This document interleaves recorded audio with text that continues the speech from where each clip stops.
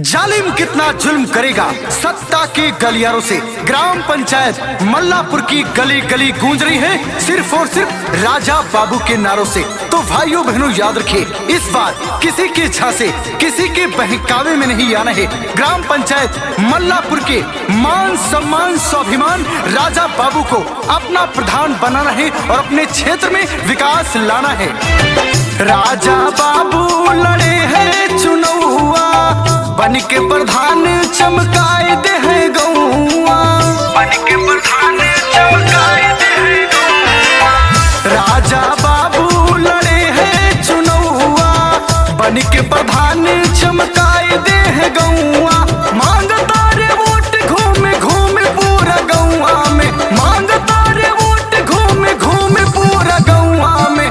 चाची अब की जीताई दा चुनौआ में, राजा बाबू के प्रधानी चुनौआ में।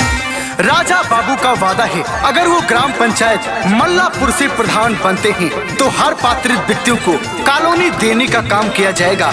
हर पात्रित व्यक्तियों को विधवा वृद्धा विकलांग पेंशन देने का काम किया जाएगा। हर घर में शौचालय बनवाने का काम किया जाएगा।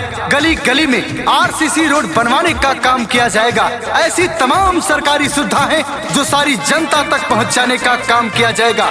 तो भाइयों बहनों याद रखिए, किसी के झांसे किसी के बहकावे में नहीं आना है। युवा प्रत्याशी युवा दिलों की धड़कन राजा बाबू को ग्राम पंचायत मल्लापुर से अपना प्रधान बनाना है। दुखिया गरीबवन के मिली रोजगार हो, मल्लापुर में आ जाए खूब सुधार हो। दुखिया गरीबवन के मिली रोजगार हो, मल्लापुर में आ जाए खूब सुधार हो। नंबर 1 पे यही है चुनौआ में, नंबर 1 पे यही है चुनौआ में।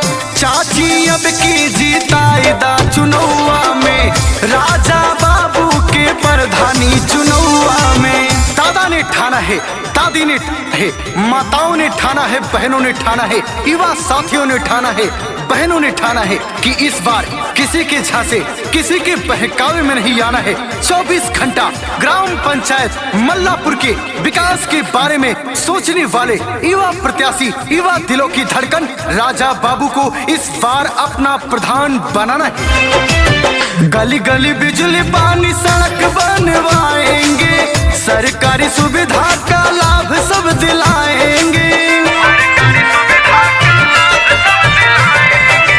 गली गली बिजली पानी सड़क बनवाएंगे, सरकारी सुविधा का लाभ सब दिलाएंगे।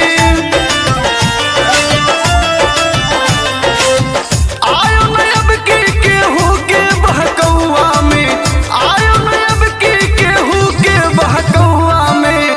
चाची अब की जीताई दा चुनौआ में, राजा बाबू के प्रधानी चुनौआ में।